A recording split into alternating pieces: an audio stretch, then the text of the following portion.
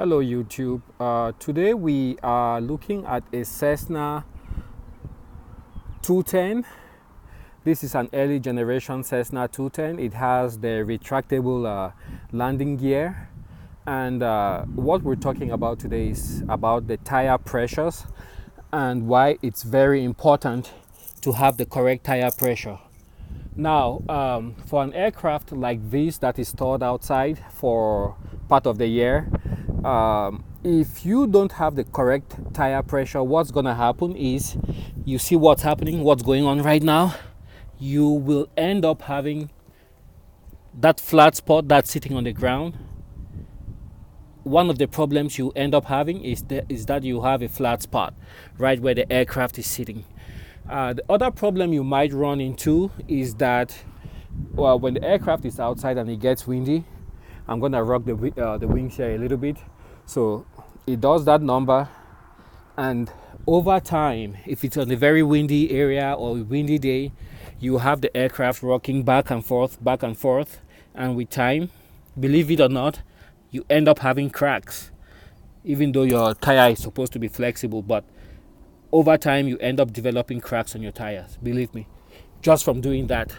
So it's very important when you have your aircraft, even if it's stored indoors, to have the right pressure in your tires.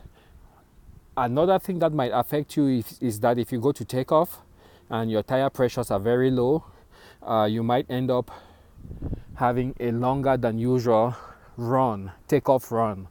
So to mitigate that, it's good to have the correct pressure in your tires. Don't neglect it. Many people don't like to go down and check their tire pressure. They just eyeball and then determine if it looks right or not. Get down there, check the pressure. On this Cessna, the tire pressure is gonna be 45 psi for the front, and behind here is gonna be 42 psi. You need to have that right, because on this aircraft in particular, it has a big Continental 6-cylinder IO 470 up front. It's a very heavy engine, a big, powerful and heavy engine. So the front, the nose gear takes 45. Another maintenance item you might notice, that strut, it's falling down.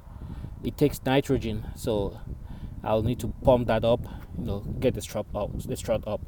Right now you have that, which is protecting the piston that's in there. All right, so here is how we go ahead and air up the tire of an aircraft. Go ahead, put that in. This is not a very accurate gauge, I should say. It's just a cheap unit I bought, and we're trying to get at least, oh, that's too bright.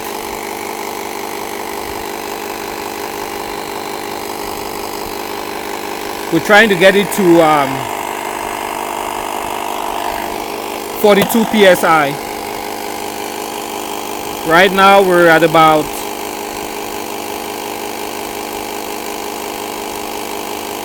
30 psi, getting to 35, and you will notice it doesn't take too long to air these tires up. The volume of air here is very small compared to a car, so it doesn't take very long to air the tire up. We're now coming up to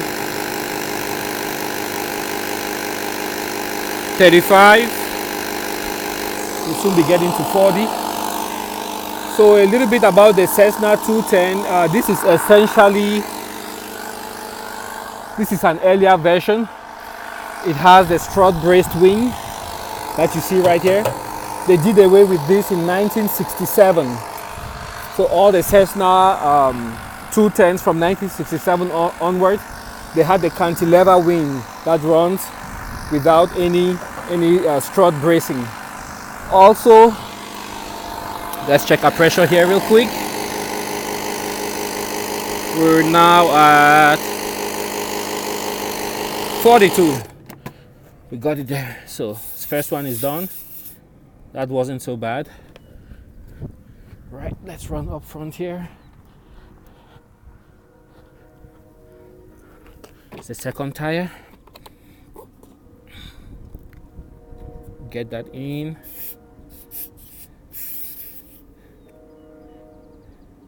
There we go. And turn it on. Right now we're at 20 psi, which is quite low. Yeah, so as I was saying, this first came out in the late 50s, very late 50s. That's when they did the prototype, and the first Cessna 210s were sold from 1960 onwards. And the early ones were basically Cessna 182s or Cessna 180s, and same size, same part, with the main exception that they had a retractable landing gear. As you can see, they have this nose or chin that you have there. That's how you can recognize the Cessnas. There's a very popular modification that people do. It's called the Uvalde modification, where they do away with the gear doors. So there's a door right here for the gear, and what happens is you have the wheel that will fold behind and twist and turn and gets in here. So there's a modification to do away with this gear door. It makes the system less complicated and, apparently from what I hear, more reliable. So here we have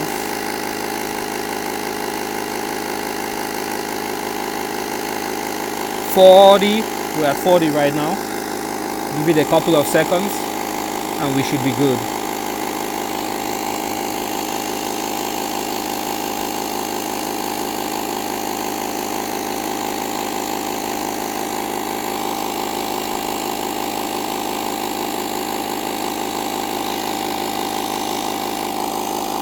And that's good enough. Take that off, and we have the very last one to do, which is the nose gear that carries the engine. I'll try that with the other hand, my right hand, and see if I can get it there. Okay, got a good tight fit. That was at about 20 also, 20 psi. To bring it up to 45.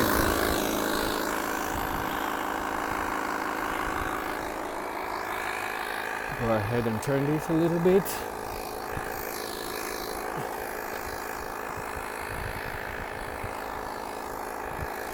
And when turning the prop, you have to make sure you stay clear.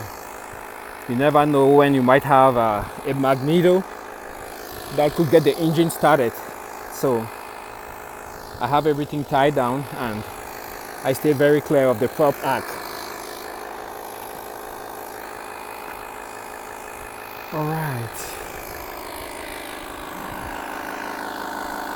The smaller tire, it shouldn't take long.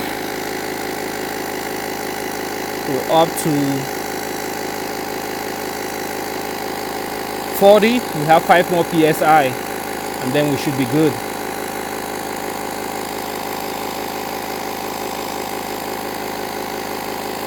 Almost there. And you can see the difference. Now the wheel really sits nice. A little bit of rust there. But when we run the plane and taxi it around, all of that should go away. So come back here, and that's good. Get this off.